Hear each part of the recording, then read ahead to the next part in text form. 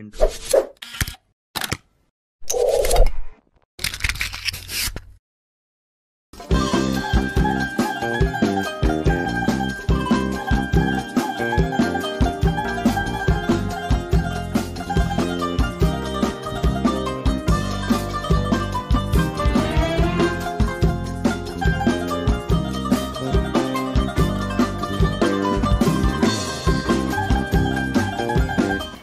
من زمان جدا والعلاقات الزوجية فيها مشاكل، بس برضه هيفضلوا مع بعض وفي قرابيس بعض ومنكدين على بعض. وعلاقات تانية كتير اتسببت في أحداث ومواقف وأمثال شعبية بنقولها لحد دلوقتي، زي لما تيجي تقرر تقطع علاقتك مع حد تقوله بيني وبينك مصانع الحداد. أهلا بيكم أعزائي المشاهدين في حلقة جديدة من برنامج أصل المثل. مثلنا النهارده زي ما بنقول لما حد بيجي يقرر يقطع علاقته بحد، ويكون ده بيحصل بعد ما بيكون وصل لمرحلة صعبة جدا. تعالوا ننزل الشارع ونسأل الناس عن حكاية المثل ده وجه منين، وبعد كده نرجع نستقبل الاتصالات التليفونية. أتعرف بيكي؟ أنا أميمة. أهلا بيكي. أهلا بيكي. تعرفي مثل بيني وبينك مصانع الحداد؟ مثل بيني وبينك مصانع الحداد، هو يعني تقريبا على ما اعرف ان المثل ده بيكون مثلا في مثلا تاتش او حاجه بين اتنين، فبيكون وجهة نظرهم مثلا مش متفقه، فبيقول له بيني وبينك مثلا مصانع الحداد، يعني ده على ما اعرف. نتعرف بيكي؟ اسمي اميره. ازيك يا اميره؟ تعرفي مثل بيني وبينك مصانع الحداد؟ يعني بسمع عنه. طيب تعرفي قصته ايه؟ والله هو على ما اعتقد يعني ان هما اتنين كانوا بيتخانقوا مع بعض، فمش عارفه واحد او واحده او واحد وواحد بيتخانقوا مع بعض، فالمثل ده جه من هنا يعني، فقال له ما بيني وبينك مصانع الحداد. نعم يا اختي. اتعرف بيك؟ مازن محمد. اهلا بيك يا مازن. تعرف مثل بيني وبينك مصانع الحداد؟ معناه ايه؟ معناه هو لما كان في خناقه بين احمد ابو هشيمه وتقريبا يعني احمد هشيمه واحمد عز، فهما الاتنين بيتاجروا في الحديد، ف مش عارف اختلفوا في ديل تقريبا، فقال له بيني وبينك بقى مصانع الحداد، واللي يكسب يكسب المصنع بقى، يعني اللي هيكسب فيهم هياخد المصنع. واحنا على التلفزيون كنت موت يا حلوه يا بطه، نبي حرسك يا اختي يا قطه، يا صغنن باص الام اخواتي يسلم فمك. اتعرف بيكي؟ اهلا، انا ساره. ازيك يا ساره؟ تعرفي مثل بيني وبينك مصانع الحداد؟ تقريبا ان يكون في اتنين كانت علاقتهم كويسه، وبعدين حصل ما بينهم مشاكل كبيره جدا لدرجه ان علاقتهم دي ما عادتش تنفع وما رجعتش تاني زي الاول. اتعرف بيك؟ انا اسمي ياسر العقاد.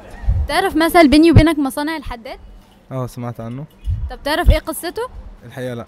يا سلام، سلم على مخك البلالان، يا بحر العلم، يا ترعة المفهومية، يا فيلسوف الحمير. طب تعرفي قصته ايه؟ يعني هو زي ما قلت لك كده تقريبا، لا قصته لا مش عارفه الصراحه. طب حد فيكم يكلمها بقى، بلاش انا اكلمها. تمام. طب تعرفي ايه اصل المثل ده؟ هو تقريبا يعني ان كان في واحد صاحب مصنع حديد، وكان شغال عنده واحد تاني، وحصل مشكله كبيره قوي قوي بينهم، لدرجه ان صاحب المصنع ده راح واخد حديده كبيره وضرب بيها راس الراجل ده، وقال له امشي اطلع بره ما تجيش عندي تاني.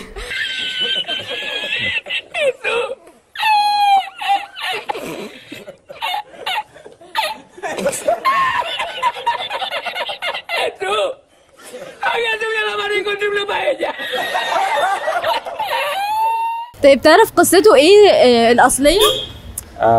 قصته الأصلية ان يعني هو تقريبا جه من الصين، او لان الصين اكتر دولة بتصدر حديد في العالم، يعني هي مركز اول. كنا خدناها في دراسات ثالثة اعدادي ان الصين اصلا كنت الصين نعم. انا بتكلم بجد والله. قول يا ستموني قول.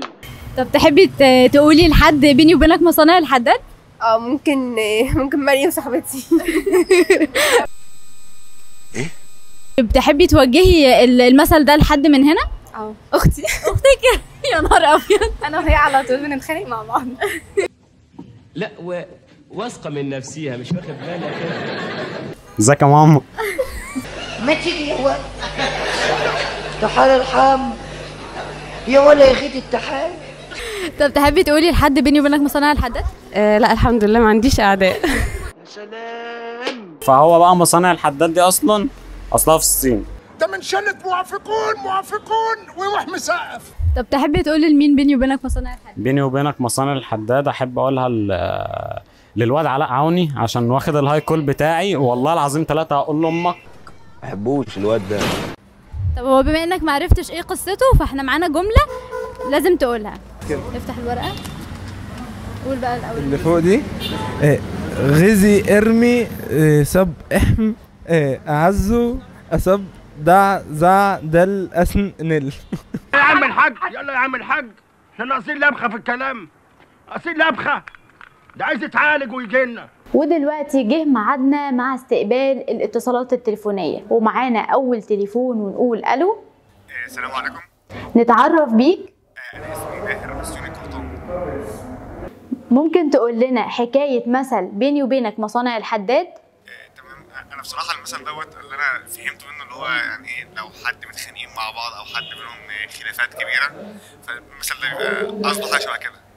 اصل المثل كان جاي، انا حسيت كده انه مثلا جاي من 2 خناقه في المنطقه الصناعيه بين حدادين، فهم جابوا المثل من كده. ده انا حسيت كده بصراحه. شكرا ليك جدا. ومعانا اتصال تليفوني تاني ونقول الو. السلام عليكم. نتعرف بيكي. اسمي أميرة. تقدري تقولي لنا ايه اصل مثل بيني وبينك مصانع الحداد؟ اعتقد ان المثل ده يعني معناه ان هما كانوا في 2 ما بينهم مشاكل، فالتاني قال له واحد يعني ما بينهم انا ما بيني وما بينك مصانع الحداد. تمام، شكرا ليكي جدا. ومعانا اتصال تليفوني تاني ونقول الو. السلام عليكم. نتعرف بيك. محمد شعبان عبد العاطي. تقدر تقول لنا ايه اصل مثل بيني وبينك مصانع الحداد؟